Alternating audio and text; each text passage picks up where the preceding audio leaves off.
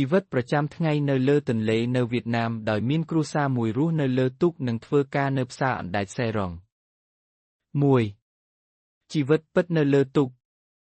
ជាង20ឆ្នាំមកនេះគ្រួសារមួយបានរស់នៅលើទូកតូចមួយដែលចតនៅតាមដងទន្លេធំ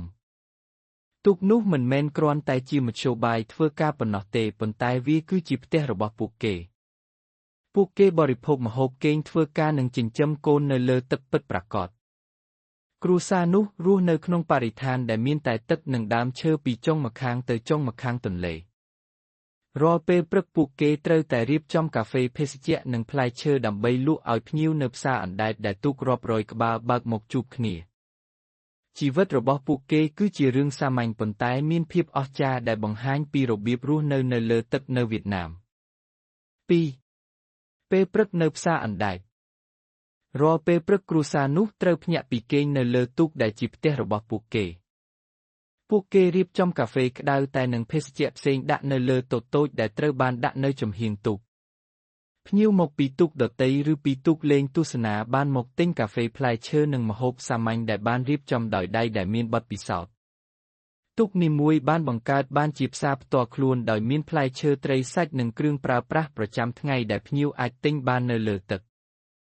សំឡេងសម្រក់កាហ្វេសំឡេងការសួរសុខទុក្ខនិងសំឡេងទូកបើកកាត់បង្កប់នៅក្នុងអារម្មណ៍ស្ងប់មួយដែលបង្ហាញពីជីវភាពប្រជាជននៅតាមទន្លេ 3. ការសាងសង់ជីវិតនៅលើទឹកទូកនោះមិនមែនគ្រាន់តែជាកន្លែងលក់ដូរប៉ុណ្ណោះទេប៉ុន្តែវាក៏ជាកន្លែងដែលគ្រួសារនោះរៀបចំម្ហូបអង្គុយសម្រាកនិងចាប់ផ្ដើមថ្ងៃថ្មីកូនរបស់គ្រួសារនោះបានរៀនរស់នៅជាមួយទឹកនិងសំឡេងទូកពីពួកគេនៅតូចដែលបង្ហាញពីភាពធម្មតានៃជីវភាពនៅតាមទន្លេនៅវៀតណាមនៅរវាងពេលព្រឹកនិងរសៀលសមាជិកនៃគ្រួសារនោះអាចងូតទឹកសម្អាតទូកនិងរៀបចំសម្ភារប្រើប្រាស់សម្រាប់ថ្ងៃថ្មីទូកតូចមួយនោះបានប្រែក្លាយជាផ្ទះដែលមានបន្ទប់គេងបន្ទប់បរិភោគនិងកន្លែងធ្វើការដែលបង្ហាញពីសមត្ថភាពរស់នៅនិងសម្របសម្រួលរបស់មនុស្សនៅតាមទន្លេ 4. ពេលរសៀលនៅតាមទឹក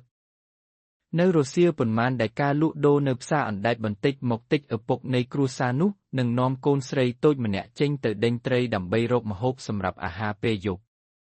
ពួកគេប្រើអណ្ដាតឬបណ្ដាញត្រីសាមញ្ញហើយបោះចូលទៅក្នុងទឹករាវរកត្រីដែលនឹងក្លាយជាម្ហូបសម្រាប់អាហារពេលយប់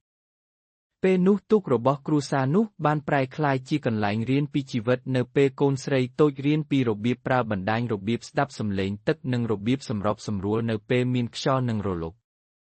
ជីវភាពនៅតាមទន្លេបានបង្រៀនកូនអំពីការចិញ្ចឹមខ្លួននិងការរស់នៅដោយសន្តិភាពនៅក្នុងបរិស្ថានដែលមានតែទឹកនិងដើមឈើ 5. សេចក្តីសង្ឃឹមភាពអត់ធ្មត់និងស្នេហានៅពីក្រោយរូបភាពស្ងប់ស្ងាត់នៃទន្លេនិងផ្សារអណ្ដែតគឺមានគ្រួសារមួយដែលធ្វើការដោយខ្លាំងនិងមានសេចក្តីសង្ឃឹមពួកគេរស់នៅក្នុងបរិស្ថានដែលមានការខ្វះខាតនិងការលំបាកប៉ុន្តែពួកគេនៅតែមានស្នេហានិងការថែរក្សាគ្នាជាគ្រួសារនោះបង្ហាញពីភាពអត់ធ្មត់និងការរស់នៅដោយសុបិនដោយមិនបោះបង់ចោលជីវិតរបស់ពួកគេនៅលើទូករូបភាពនៃការលក់កាហ្វេនិងផ្លែឈើការដេញត្រីនិងការគេងនៅលើទូកបានបង្ហាញពីរបៀបដែលមនុស្សម្នាក់អាចរស់នៅធ្វើការនិងរក្សាជីវិតបាននៅលើទឹកនៅវៀតណាម 6. សារៈសំខាន់នៃជីវិតនៅទន្លេវីដេអូនេះបង្ហាញពីរបៀបដែលមនុស្សម្នាក់អាចរស់នៅលើទូកនិងប្រើទន្លេជាផ្ទះនិងកន្លែងធ្វើការវាក៏បង្ហាញពីភាពស្រស់ស្អាតនិងសាមញ្ញនៃជីវភាពនៅតាមទន្លេនៅវៀតណាមដែលមានការសម្របសម្រួលនិងសេចក្តីសង្ឃឹមជីវិតនៅទន្លេគឺជារបៀបមួយដែលមនុស្សអាចរស់នៅជាមួយប្រក្រតីធម្មតានៅក្នុងបរិស្ថានដែលមានតែទឹកនិងដើមឈើប៉ុន្តែមានស្នេហានិងការរួបរួមគ្នាជាគ្រួសារវាជារឿងដែលបង្រៀនយើងអំពីភាពអត់ធ្មត់សេចក្តីសង្ឃឹមនិងស្នេហានៅក្នុងជីវិតប្រចាំថ្ងៃនៅលើទន្លេនៃវៀតណាម